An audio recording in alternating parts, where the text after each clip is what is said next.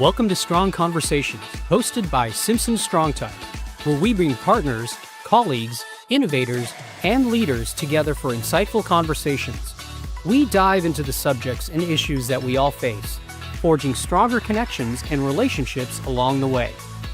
In our Building the Brand series, we talk to leaders and entrepreneurs in the building industry about what it takes to start a venture or business and build it into a brand. We talk about taking a chance on yourself and the determination and resilience that it takes to stay the course. Our guests share with us what it means to be a heart-led leader and the importance of not just building the brand, but building a culture that your employees can thrive in.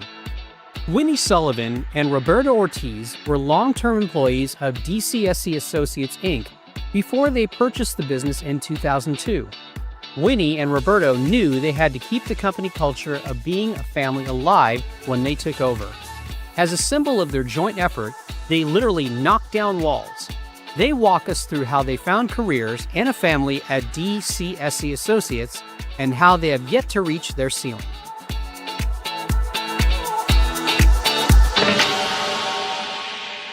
All right, everybody, welcome back to Strong Conversations. I am Sam Marcoux, and again, part of the Building the Brand series, joined right now by a couple of people that I did not know a couple of weeks ago, and now I think I know very well. Winnie Sullivan and Roberto Ortiz, thank you very much for being here. How are you guys doing? Doing well. Thank you for having us. Yeah, thank you for having us. No, you guys nervous? You guys feel good? A little bit. A little bit? Yeah. Why are we nervous? I don't know. It's a new experience. Your experience. Well, I think we're going to have some fun here during this conversation. So we know your names, but for the uninitiated, what is it that you guys do and where do you do it? Go ahead. My name is Roberto Ortiz. I'm the CEO for DCSE Associates, which is a structural engineering firm in Orange County. Awesome. Winnie? Winnie Sullivan. I am a CFO for the company, and Okay, so we have the CEO and the CFO and the big fancy titles, the big bosses, which is why you're here. Because we want to hear your story and how you guys got there. Because you guys didn't create the firm, right? At some point, and we'll get there, you guys bought into the firm and then bought the firm and then had some fun knocking down walls. We're going to talk all about it here. But I'm going to start with Roberto. Because when we sat down and we talked for the first time, you mentioned something to me that I was like, well, that's kind of interesting. I don't know that I've ever heard that before. But how many siblings do you have? I have two. You have two siblings. So we're total of three. There's three of you total. Where were you born?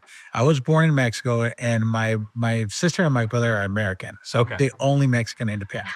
You're the only Mexican in the family. Yeah.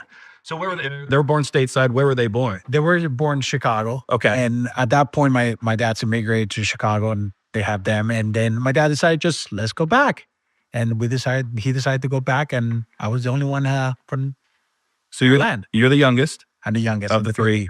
Yeah. So they're native Chicagoans. Yeah. Chicagoites. I don't know what the right verbiage would be there. And you were born in Mexico. Correct. And you were there until what age? 15, 16 years old. Okay. So. And then you come stateside, Southern California. You guys moved back as a family? Correct. Actually, they immigrated first. So I was left behind with my brother because at that point, my brother stayed in Mexico as well. Okay. And then my parents moved back to California. And then at that point, when I was a teenager and starting to get into a little more trouble. Yeah. So they said, you know what? You got to come back this way. So as teenagers tend to do. Yeah.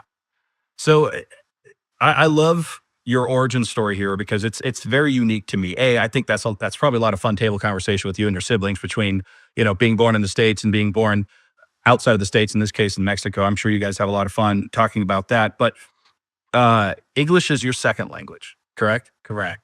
How did you learn English? When did you learn? I learned it basically kind of like when I came to the States. I knew the basics like table, ball, and stuff like that. Yeah. But literally when I got to the US, it was very limited. I could only say hello or maybe order something at a fast food place. That's about it. But I did not know any English. So when I came here is literally when I started learning, kind of like my first year in high school. I came as a sophomore. Yeah. And just little by little started picking up more words and words. So you just naturally sort of learned it.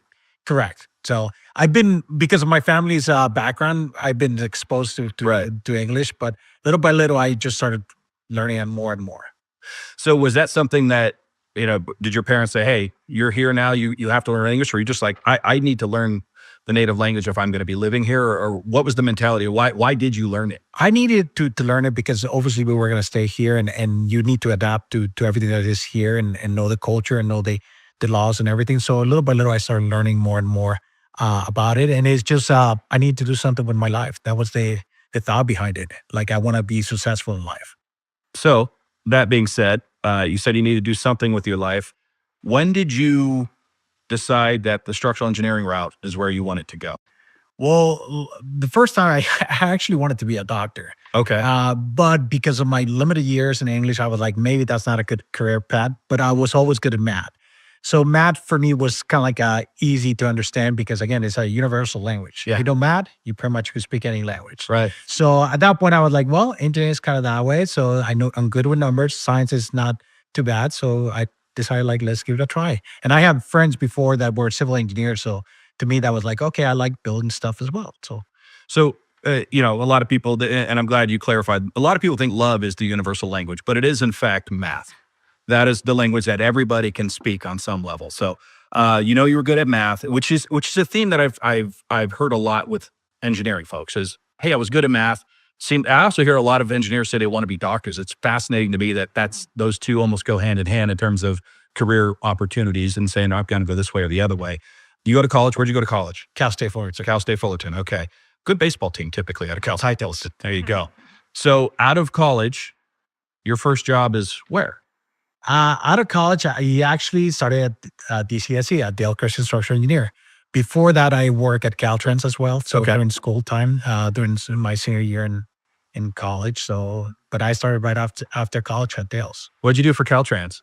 I was a bridge engineer. I was in the division of construction. So the 55, the Taft Avenue, that's where I was. That was my division.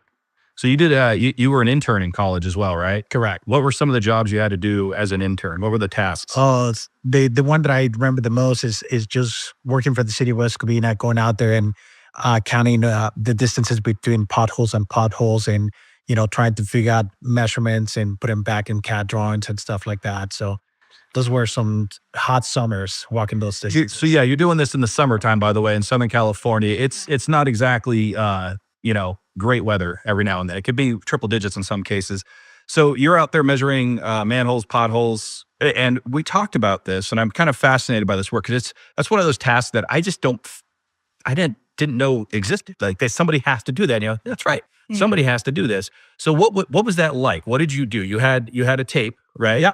We had one of those wheelbarrows that basically you measure from manhole to manhole, and then we had a set of plans that would come into the office and start tracing the distances and make sure everything looked correct. And at that point, we also compared to utility plans for gas, utility trenches and stuff like that it was going to be part of the improvement in the future for that street. And then how do you measure it? Are you measuring from the center of the hole? Or are you measuring from the edge of the hole? Like I'm fascinated because I don't know that I would know how to do this. It was center of the hole. Yeah. And again, there's difference because you also have to check the water lines where they're being placed. So the whole purpose of this was to redo the asphalt pavements on the streets. So you got to locate all the utilities before trenching and tearing apart the street. So, but center to center, that's what we used to do. Now, there was another task, and people are probably listening to this right now going, why are you asking the CEO of this company about what his tasks were as an intern in college?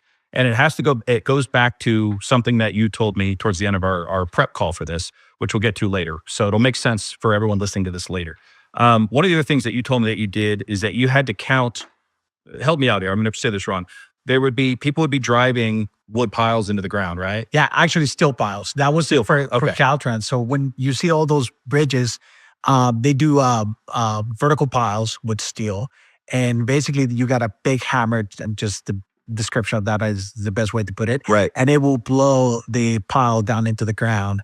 And you have to count how many times that thing goes into the ground. And then you measure vertically. See, for that. I asked you this, and I'm kind of half joking, but what if you lose count? What happened? Well, there's math to the science as well, because the pile is marked. So, but literally, as you started getting to the depth that divides out that pile needs to go, eventually you need to get so many blows at that point to say, yeah, we hit the bedrock and we're good to go. So this goes to, I think, your mindset, which is probably why you're the CEO of the company now. Winnie actually told me on the phone, I don't know that there's another person more determined in life than you, right? You were determined to be a success, and how you define success. You're determined to learn English after, coming here at 15, 16 years old. You're determined to just keep with it. I mean, the task that you just talked about, I'm not kidding. I would have walked off the job. I don't think I would have done that. I don't know that I have the skill set or the mental fortitude to say, I got to get to the end of this, right? Whatever the end looks like, I'm too narrow focused. I can't do this. I'm going to move on and do something else. So the fact that, again, determination is something that we're going to talk a lot about throughout the rest of the show.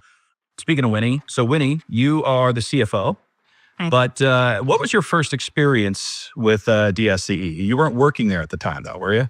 No. I was offered the reception job actually through, I worked with another employee that had worked there prior. And so she had asked, are you interested? And so I ended up taking the job, and part-time. And that's kind of how I was introduced to it. One of the things that was fascinating talking to you is you start as the receptionist part-time. Today, you're the CFO of the company and part owner. That's a pretty far, delta there. How does that come to be? I mean, one of the things that you had mentioned was you were always hungry for more. You always wanted to do more. You're always looking for more responsibility and just to make more of an impact. So is that from the jump from day one, or were you always wired that way prior to even working here? Oh, I've always been wired that way. Yeah, I think because anywhere I've ever worked, I've always, done more, even at a young age, because I've worked since I was 15 and a half. And anytime I've ever worked anywhere, it's always been, always given more responsibility and tasks. So this just came naturally. Saw things that needed to be, maybe changed, and then went from there. So as a kid, you said you were always wired this way. Could you give me an example of a time where you're like, okay, this is good, but this can be better, or I want to do more of this? Was there, were you like in a play, or were you playing sports, or? I didn't think of the play. Yes, in third grade, I was in the play. I was Dorothy and the Wizard of Oz. You were Dorothy. So you're not only in the play, you're the main character. Right. Definitely not in the career path for myself of acting. Definitely not. But it was fun. I liked it. I had a great time. But the one that I could think of was, moved around a lot as a child. Finally, in 8th grade, made the cheer team for the high school I was going into. And yet we were going to move again 10 miles away. Okay. So instead of just saying, okay, this time I said, no, I'll take the public bus. So 10 miles to school and back every day, just to make sure, because I knew that I wanted more. Didn't want to start over. I had already started to lay roots. Wow. And so I did that. That was my decision. For all 4 years? No, it only lasted probably, I think I did it for 7 months. Okay. And then, I can't even get my daughter to get out of her room for dinner. Right. And you're taking public transportation To get to school. Right. Right. That qualifies as determined as well. Right. Wow. That's awesome. One of the things that's interesting in talking to you guys is not every step, not every day is a good one in life, right? We all run into issues here. Roberto, we talked about this a little bit, but you had some personal challenges around the time that your daughter was born, right? Can you talk a little bit about that, what that process was, and what you were able to do during that time away from work day to day? Yeah, it was, my baby girl was born premature. So she was 2 pounds. So she was in NICU for at least 5 months. And at that point, my ex-wife was also in the hospital. She went through a lot of surgeries. She had complications with the baby delivery. So during that time, I'd signed up for the SE exam. And I think it was just prior of her being delivered to that, I passed the first examination. You take 2 of them.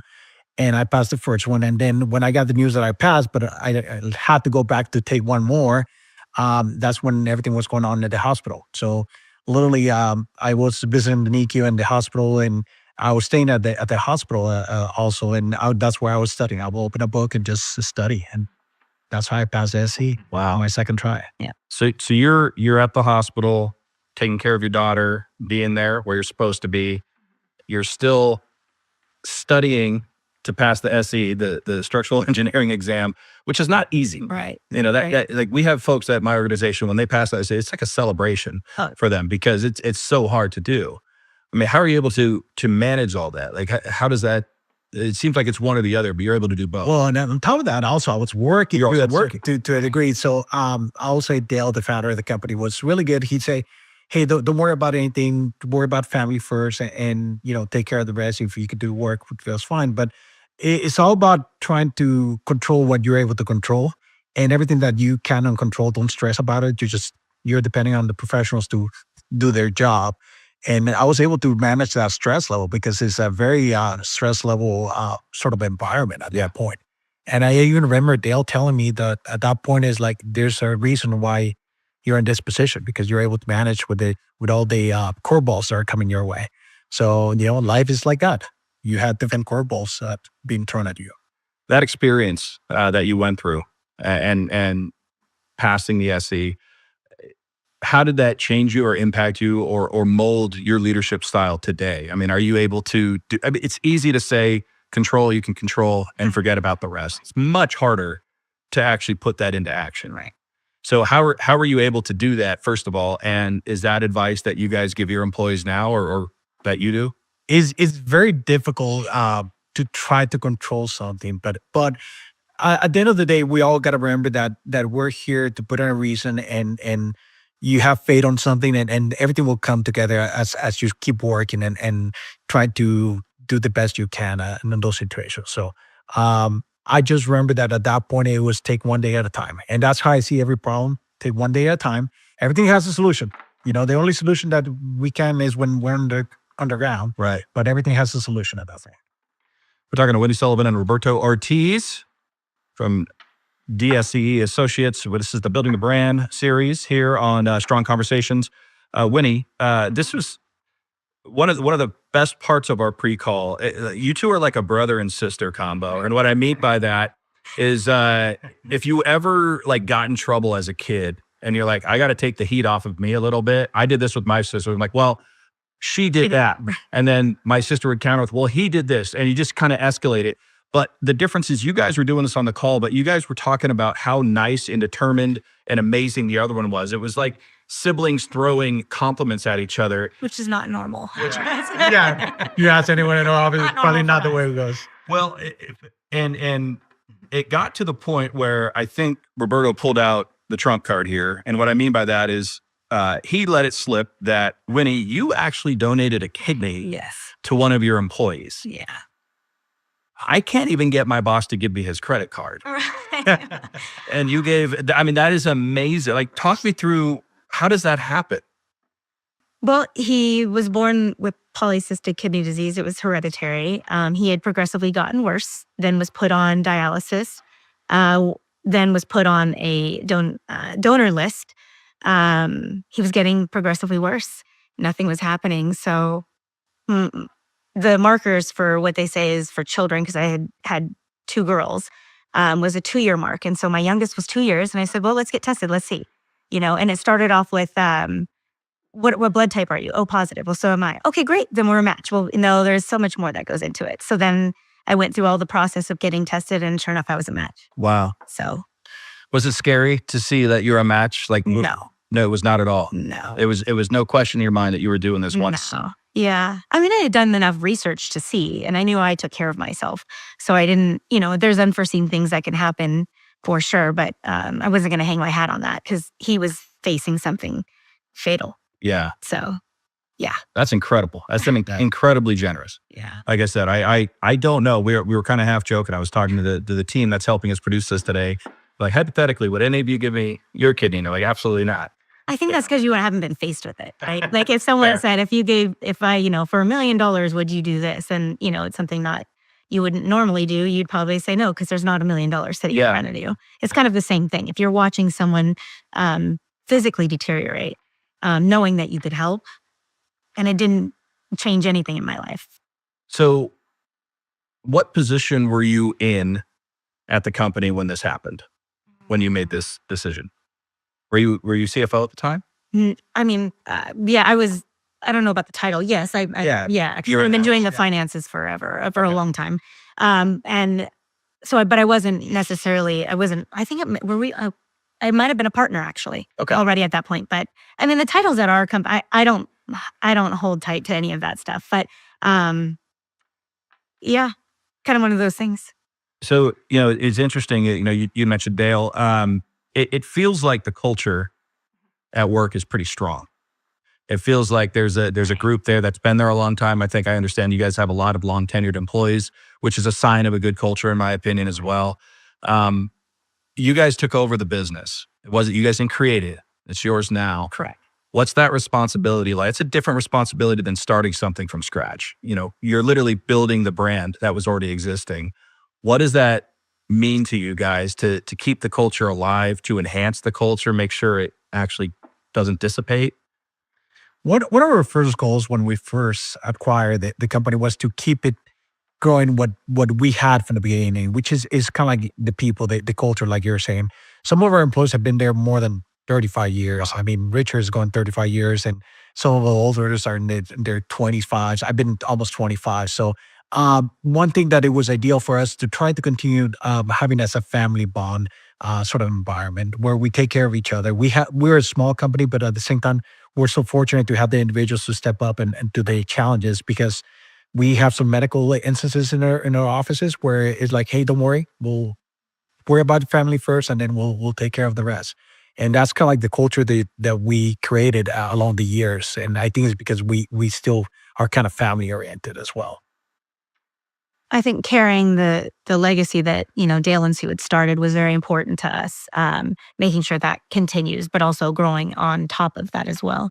But, as a smaller, mid-sized firm, life happens, and we've all gone through it together. So, like you said, I've been there 20 years, and it's hard to believe, and we've experienced some stuff. So, taking over the business, like you said, you guys have both been there a long time. Mm-hmm. So you're not new to the people around you. Right. Right? You're still one of the guys, like you talked about. But was that transition, was it scary for you guys when it's like, okay, this is officially, we're in charge now? Or was it like, let's rock and roll, let's do this, and we got the team behind us because we've been working side by side for a couple of decades now? Or what was that like for you two? And also, what was it like for the employees when you guys were officially in charge? Well, for me, I feel there was no nervousness. We were doing all the same things. It was just a technicality. I mean, it was a big step, a lot of responsibility legally, financially. But with the guys, I can't speak on their behalf, but the transparency was really big for me. I let them know every step of the way what was going on, and nothing really changes. I mean, although we wear the titles and now have big offices, which is funny because I had like a little broom closet before. But it didn't matter to me. But we made sure we're on a level playing field. We're all in this together. Doesn't matter, what our titles are, where we are. We're all in it together. So now, speaking of the broom closet, right. Speaking of the original office right. versus what you guys have now, you guys did something pretty symbolic when you took over the company. Yes. What was that? We knocked down the wall. Dale had a large corner office, and there was no door. It was just a doorway to my office, which was, like I said, pretty small. And then his was right next to it. And so I asked him the other day, I said, who was actually the one that came up with that? And it's funny because he said, I did. And I was like, I did. But now thinking back, it's because it was fair, right? Like if I just took over Dale's, which he said, go ahead and do it with that, then I have the larger office. And it's not a matter of tit for tat necessarily. It's just, I don't need all that. And I said, well, let's just take down the wall, and move it over and make some adjustments, and we did. I think that's so cool symbolically when you guys take it over as partners and say, okay, now we're gonna knock down this wall, this barrier in between us, and make sure that we have enough space for both of us. And I like that idea too. Like the CFO, well, financially speaking, this makes a lot of sense if we were to make the office just a little bit bigger on the end and everything else there.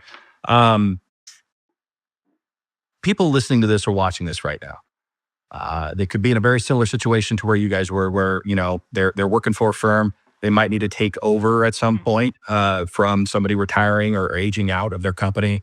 What advice would you give somebody who potentially could be taking over somebody else's business and looking to continue that legacy? What's the number one piece of advice you'd give somebody who might be in a similar situation to where you guys were? I'll say kind of like what we kind of just mentioned. Don't be afraid of it. I mean, there's challenges every step. But knowing that you work hard and that you've been doing the job, everything will kind of fall in place. But that's probably one of the biggest things to be afraid of. There's nothing to be afraid as long as you're work hard or working people. Well, we also had the advantage of knowing what was behind the scenes also as well. That's important too. I feel like, any company you're at, truly, I believe if you work from the bottom all the way up, you're respected more. You know the business. I knew it financially, what the health was of the financials. He knew how to, what it took to make it run and what to motivate the other engineers. So we had that advantage. We knew what we were getting into. And so if you have that advantage and you see it and you want to keep that going, there's nothing that should be stopping you unless there's, legal or financial issues. So What's the biggest thing to avoid running the business? What's the lesson learned? Like, if I could tell anybody to not do this, what would that be? Is there anything there? Don't hide anything from your employees. Make sure they're a part of it. Because if they feel a part of it, and that their jobs are not in any, because they're people too, they have families. They need to know every step of the way so they're comfortable. I thought that was really important for me to make sure they understood what our goal was, but we're not going to just, make some changes, cut people out or do any of that. That was the biggest thing. The one that has worked for me is kind of like I told you, like I'm still one of the guys. I still in the trenches with them, working late and doing all the stuff that needs to be done for running the business as well. So that's one of the things that I think like is key in a business when you're taking over, like making sure that, hey, not only you, but we're all doing this together. Yeah, you'd mentioned that, Roberto. I'd asked you what's your proudest thing about work, about your career. And you, matter of fact, said that I'm still one of the guys, that I'm still revered as part of that team. I'm not above anybody. I'm still willing to get out there and do the work. You kind of touched on it, but how big is that for your employees to see you as a CEO still willing and able to get into the day-to-day of it all? I think the response from them is incredible because they see you working there and you're not just telling what to do and all that. You're there kind of like going side by side and say, hey, we need to stay late. We need to send late. We need to send this out. We need to work on this. We work on all the problems together. The problem in just being behind them all the time is kind of like what keeps us going as well. So just having that good conversation with them and also being on the same playing field that this is for all of us. Yeah, just for the companies, for all of us, Now, Winnie, you had a different response when I asked you that question. What your proudest moment in your career? Do you remember? No. You had mentioned the fact that work allowed you essentially to be a mother. Oh, yeah. And to be able to focus on your family outside of work as well. Right. Can you explain that for everyone? Work-life balance is big for me, especially when it comes to my girls. Yeah. So being able to, pick up, drop off, be at softball practice, not have to stress about that. I think, I don't remember how long it was after I had either of the girls. They were in the office with me. As infants. They're, there's eat and sleep anyway, so they might as well just come along with me. They're doing the 10 key, right? Right, Making sure that the books are good. Right. And so that's a big part of, because I didn't set out to be, working in an engineering firm. This was a stepping stone for me is what I thought it was. Right. Yeah. So, because I was still in college when I started. Well, and it kind of goes back to what you talked about at the beginning of the show here, which was you were always looking for something more, right? And you were going to get that, whatever more was, and it just so happened that it happened to be here, right? And it's worked out very well for both of you here. I am curious as we start to wind down the show. Mm-hmm. We talked a lot about what you should do and advice you would give people. What's something you could change? If you could change something about the journey, not the destination. So you're still here. You still got the titles. You still knock down the wall. You got the bigger office, all that fun stuff. Nothing changes as results. But if you could change one thing about the journey to the destination, what would it be? I think having the wisdom that I have now. Yeah. If I would have had that wisdom at the beginning, maybe we will be in the same place, but different article. I would say that.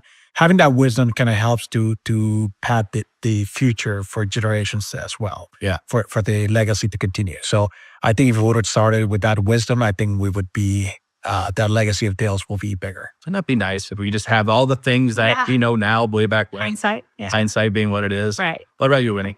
I would say, I think the worry, if I look back on it, of what the future looked like for the company, not necessarily personally, not for anybody else, but just what it looked like. Because we really didn't have anything mapped out. At least the founder hadn't. And so he had brought us on as partners, but we just didn't know. Right. And so it was a worry. Like we really stressed about it. And so if I could take that away, knowing what I know now, obviously, would have been to kind of just, take pause and it's okay. It's going to be good. Yeah. Yeah. But that's just my nature anyway. So a couple other things, because it just popped in my head. It's not in my notes here if you're watching this. I was talking to our mutual friend, Nate Johnston, and he brought up again these blood drives. And that's all he really said. It was a little traumatizing for him. So help me understand why it's so traumatizing for Nate Johnston and blood drives. What happens? Or what are the blood drives first and foremost?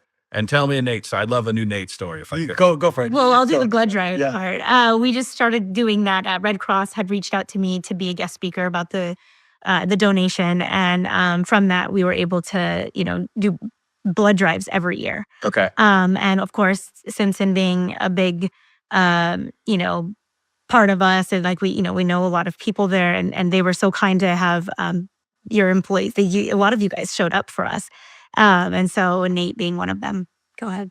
Well, Nate had trouble first filling out the questionnaire about the question to donate blood. I don't know why, but he, and one of the things that they were telling, like stories of like, we seen people pass out, or he been kind of crapping their pants because the language, but it's kind of like that what happens. But he was just turning pale during this period of donating blood. It was just worried. So it was one of those things that probably the first time that I've seen Nate very nervous. Never seen him like that. So it got into his head. They were telling him what could possibly happen, Right. and The the worst, outcome, yeah. the worry, like you talked about. Right. The worry, he didn't need to, Yeah. but he did. All right. Most important question, last question for both of you. And I'm kicking myself because we were talking about this right before we started recording, but we're here in Southern California. We're in the entertainment capital of the world. They turn your guys' life stories into movies. Who is the actor or actress that is playing you in that movie? Go ahead. Yeah. Well, mine, it kind of relates to my story in a little bit.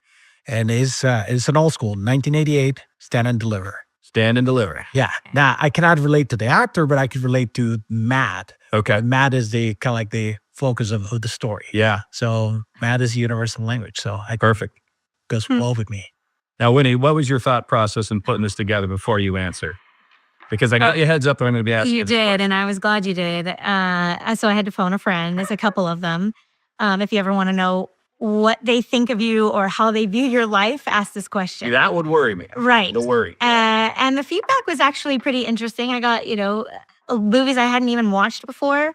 I think the one that resonated once I was explained as to why was The Wedding Planner with Jennifer Lopez. The Wedding Planner, okay. Yes, she's OCD, really good at her job, loves to help people. Love life is in a shamble. That was one of the digs.